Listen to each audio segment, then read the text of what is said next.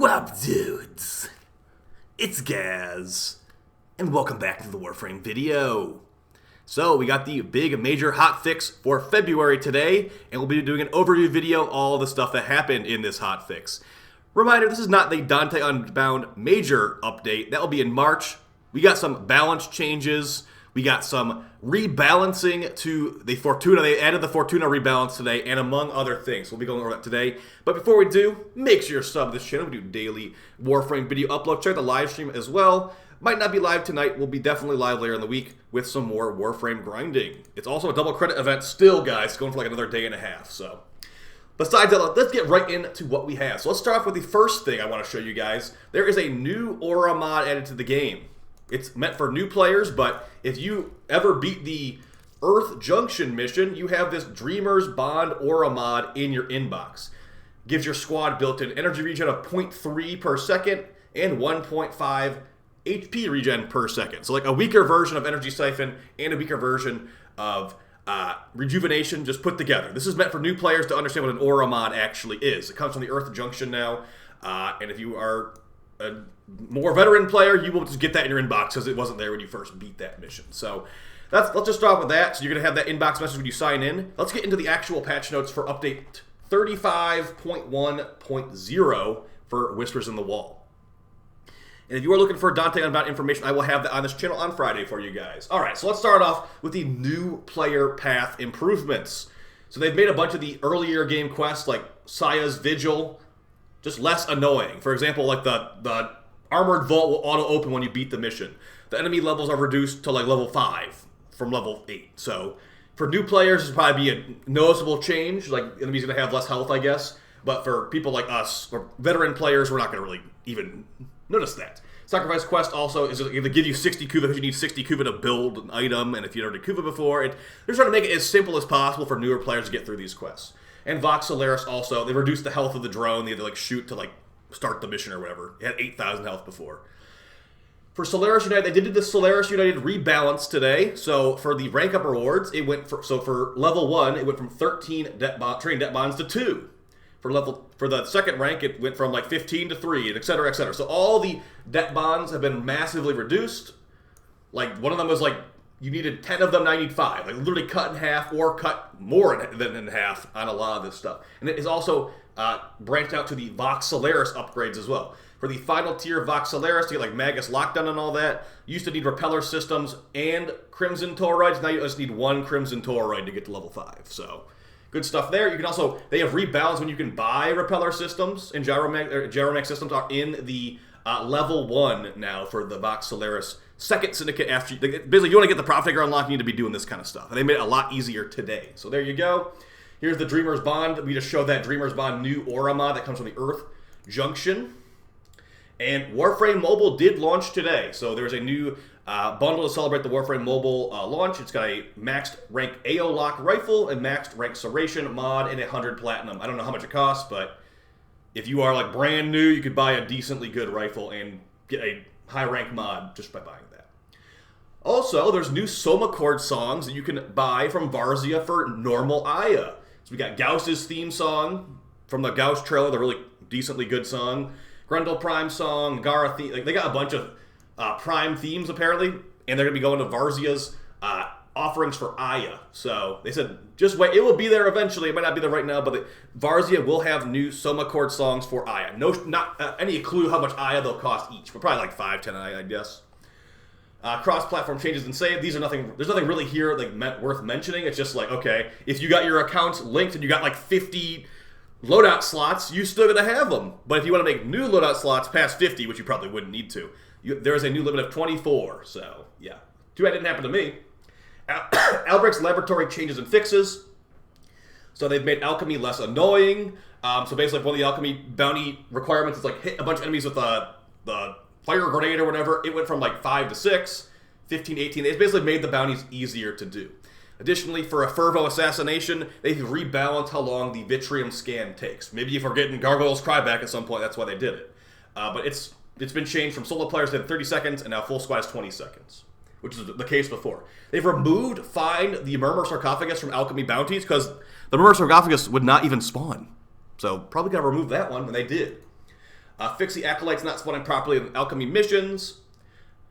Okay, so just a bunch of like little things here. Fix the Netracell. Okay, this is a good one. Fix the Netracell key glyph equipping onto the closest player, not the person that actually selected it. Hopefully Netracell keys are not AoE anymore, because if I'm walking near a Netracell key and it makes me pick it up and I don't want it, that's pretty annoying. So I think they fixed that, hopefully. All right, so just a bunch of little tiny changes right here. Now, there is a change to melee influence, just to let you guys know. So I'm glad I didn't put my Saren video out yet, but it probably is just going to ruin that part of the video, to be honest. All right, so some Duviri bug fixes. This is a big change here. Adjusted the Riven drop rates in Swordy's, Archon Hunt, Steel Path, Nihil's Obulette, blah, blah, blah, blah.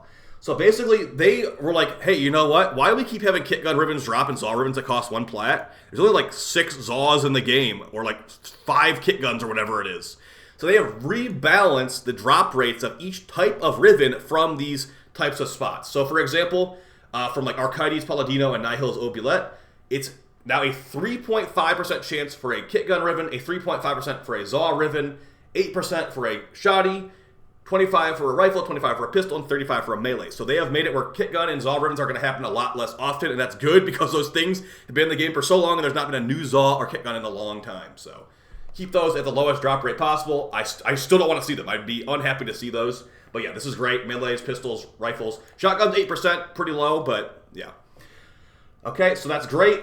Okay, this is a big one too. Thrax, Centurions, and Legatus enemies will now clear all status effects when they transfer into the Spectre form.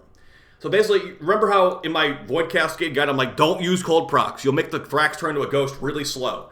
Now you can use cold procs. Epitaph is back on the menu because the Ghost will now purge all status effects when it turns over. The Thrax will purge all status effects when it turns into a Ghost, so the cold procs will not matter. Also, we've tested it. Gloom from Sevagoth does not slow the Ghost anymore either. So now you could call this a nerf to a degree where viral procs no longer will affect the Ghost, but also, I mean, we got so much damage, who actually cares? I mean, one-shotting level 10,000 Thrax without Void Strike and without viral procs, so who actually cares, really? It's just going to be a good thing overall. Like, yeah, the viral procs would have been cool to keep around just because it was fun, but the fact that we're, we're not having to worry about cold procs anymore on Thrax in Cascade is great. So very good change there, and I think it affects other things too, like Gloom and Word Slice from the Goth, etc., etc. Okay, and also we got some, optimization changes. Now here's some fixes down here that you might be pretty interested in. So for example, fix the Operator getting stuck infinitely in a Void Blast after swapping to Warframe while auto-meleeing. I've never had this glitch happen. People would always tell me about, like, dude, I have that auto-melee Void Blast glitch all the time. It's like, I've never had it happen, but it definitely, people are talking about it a lot, so they claim to have fixed that. They're going to be fixing some more auto-melee glitches in Dante Unbound, apparently. Okay, so we've got some other things. So the Grimoires Alt-Fire will now benefit from multi-shot mods, giving you a ton of extra duration, hopefully, or whatever mod you end up using. Fix Zephyr's tornadoes having unintended damage cap of 500k. If you ever shot a Zephyr tornado with a gun and you're like, why is my Zephyr tornado not working anymore? They would just break if you shot them with too much damage. So hopefully that's going to fix right here.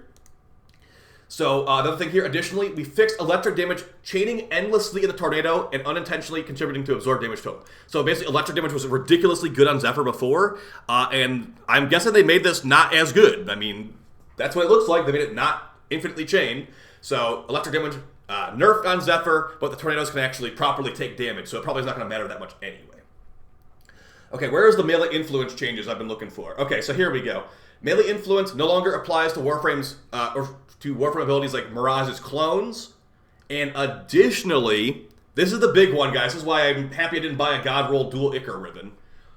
Melee influence will no longer trigger from the Dual Ichor's Toxin Clouds. If you looked at the gameplay I was showing at the beginning there, that's pretty much what I was doing with Saren with the Dual Ichors.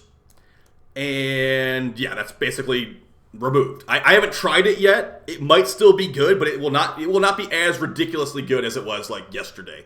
Where it's like, yeah, like you see on the screen right there, that gas proc like 2 rooms over and electric proc 2 rooms over, that's gone. As far as I can tell. Now, maybe if you leave the gas cloud on the ground and the enemy walks into it, it can still be pretty good. But yeah, the super spores that we had on Saren before, that is a thing of the past, it seems like. Again, I haven't tried it yet, but from what I'm reading, it sounds like it's not going to chain off the clouds anymore, so that's an instant worse than before to me. So Melee Influence probably still one of the best arcanes from the Melee system, but it is not as ridiculously fun with Saren anymore with the dual Ichor Clouds. So hopefully you're not buying a God of Riven for that. Hopefully you're not like, going overly investing into your build for that, as that has gotten, I'm not going to call it a nerf really. It has been patched out because they called it a glitch, I'm assuming. So yeah, they say it does not meet the criteria Arcane Trigger. It's only supposed to be the electric status effect from the weapon, not from a field of gas stinkiness. So that is unfortunate. So that's one of the big things. Another thing that is, maybe some people would care about this, fixed Trinity's Well of Life, letting you just insta-kill Thumpers, basically. People were using this to insta-kill Thumpers. Thumpers are really easy to kill, but this made it even faster.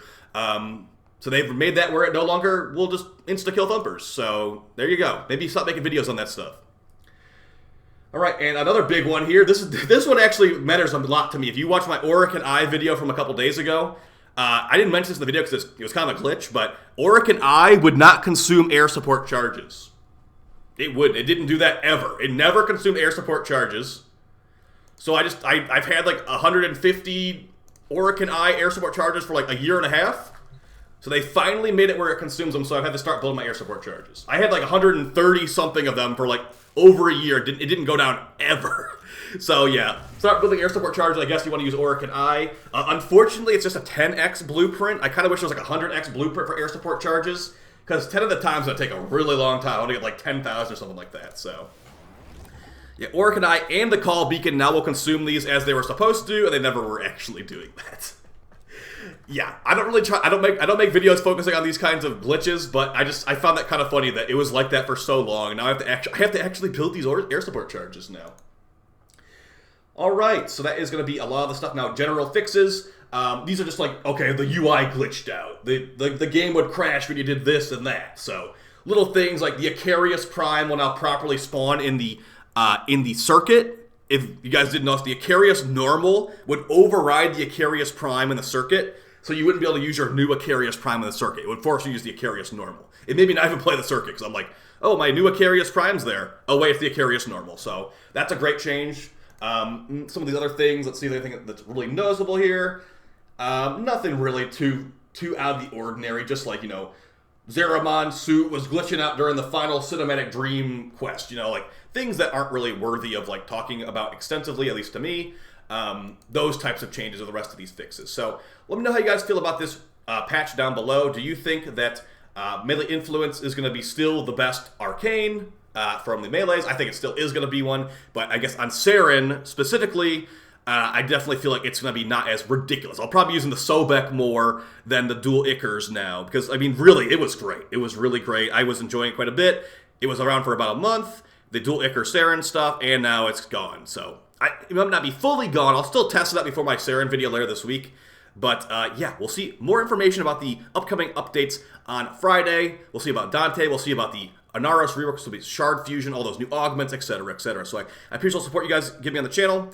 I will be back again very soon, and I hope that you guys have a fun time with this update. I'll probably do some testing on this update tomorrow as well. So you guys have a good time. We'll have DevStream Bingo the day before the DevStream as well. We'll do some predictions on what the DevStream will be about. So yeah, I'll see you guys next time. Appreciate all the support, and take it easy. Peace.